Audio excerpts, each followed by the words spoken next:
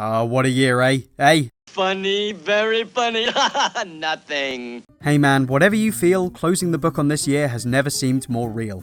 Christmas is just how we do it. It's yet another chapter in our culture of narrative.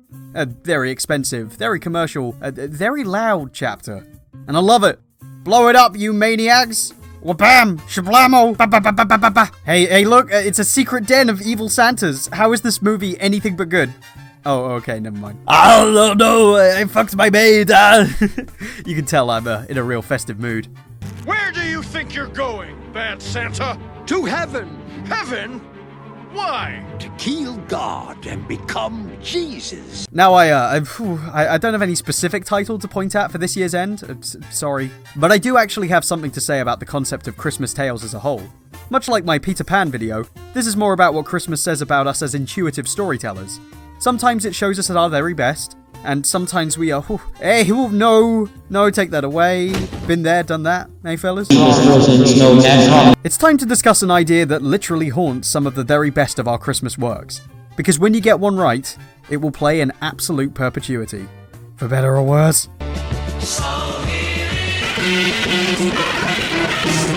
Okay, so, bear with me now. This is like a fucking magic trick. 3 Christmas films, completely unrelated to one another outside of that fact. Scrooged, It's a Wonderful Life, Arthur Christmas. 1, 2, 3, bam, bam, bam. Lay them out on the deck and a shuffle. Oh no, wait, I've got a bit carried away with this analogy. Into the trash it goes. 1 is a retelling of the original Dickens classic, A Christmas Carol, where a selfish individual is shown the consequences of his actions throughout time. Honestly, I could have picked any version, there's a lot of great ones out there, but this one's a personal favourite of mine. Certainly better than, the Kelsey Grammer one? Well, you like that one? This is shit. Get out! Then we have one based on a short story that was passed around Hollywood for a while. Probably the most enduring Hollywood classic, as one man searches for reasons to keep living after his life has been torn down. I want to point out the scene with the squirrel. It's really weird. Finally, we have a relative newcomer, an Aardman film that slipped under the radar and has only just started to get a cult following.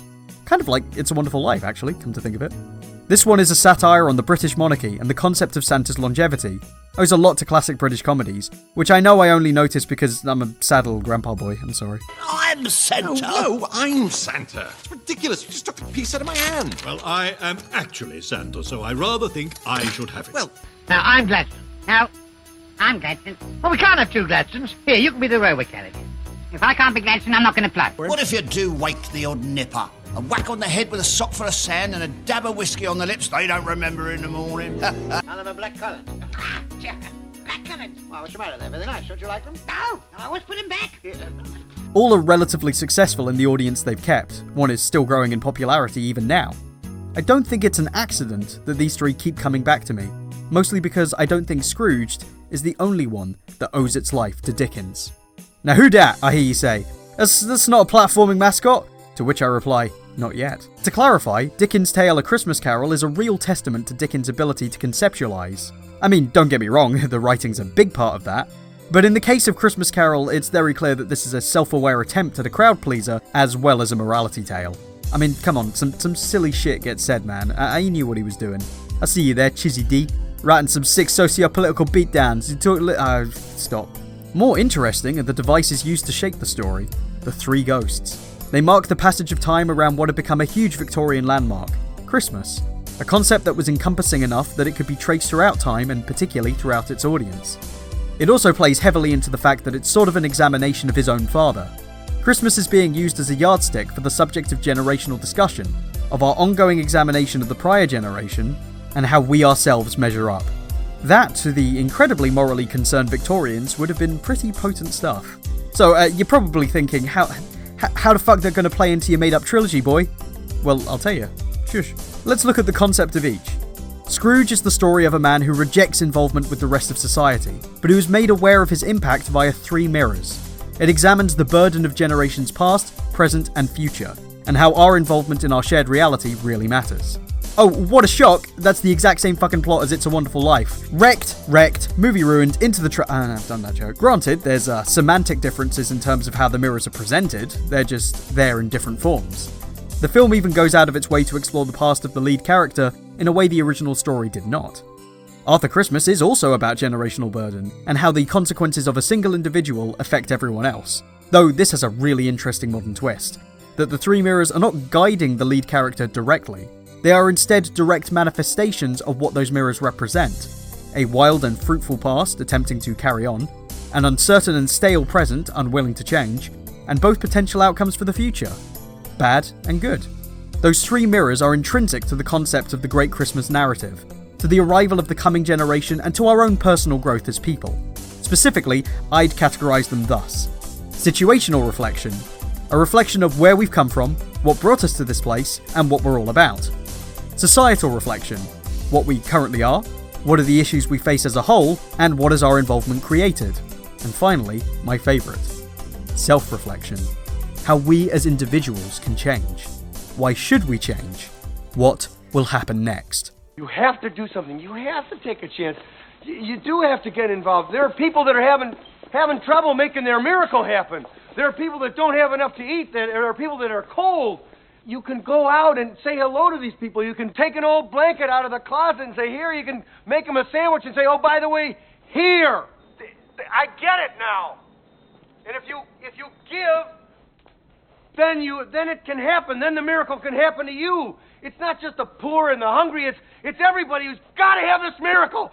And it can happen tonight for all of you. If you believe in this spirit thing, the miracle will happen, and then you'll want it to happen again tomorrow. You won't be one of these bastards that says Christmas is once a year and it's a fraud. It's not. It can happen every day. You just got to want that feeling. And if you like it and you want it, you'll get greedy for it. You'll want it every day of your life, and it can happen to you. I believe in it now. I believe it's going to happen to me now. I'm ready for it. It's great. It's a good feeling. It's really better than I've felt in a long time.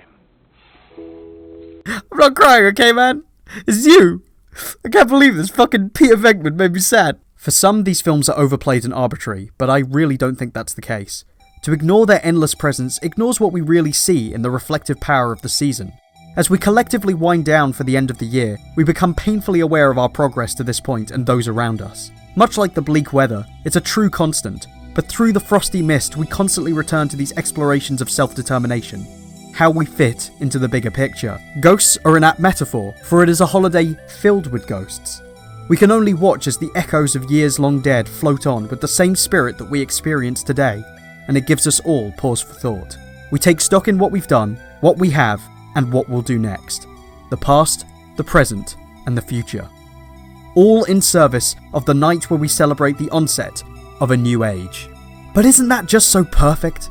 A message so timeless and so poignant. We've been playing it out since the Nativity itself. I'm not at all religious, but I really do believe that the Nativity is no accident in depicting the hopes of our species. Is it any wonder that it's three wise older men who follow a star that they have never seen before, a beacon that leads them to the next generation, the child who represents not just specifically the saviour of mankind, but the promise of a better future for all. That is the Christmas miracle. The hope that the change will be so startling, that it will be so amazing to behold, that we will be humbled, and we will all change. Also, we get really fat. I'm a little Christmas cracker, hanging on a Christmas tree. Thanks for watching, guys. That was the end. There's a lot of cool stuff happening next year. Better look out for it. It's all about old shit that nobody's seen except me. It's the story of my fucking life, let me tell you. This is gonna be the end part of the video where B-Mars just fucking decided is the end. Who cares? So I'm just gonna keep going, and at some point I'm gonna be like, where the fuck did I let this go on so long? And I'll just cut it, and I'll cut it at a real funny point, and people will be like, haha, that's so fun. Just a little Christmas cracker. Oh, bang, bang, bang. That's me. Oh, bang, bang, bang. That's me. A message to... What the hell? It's Christmas! But the fire is... Enjoy Cars 3.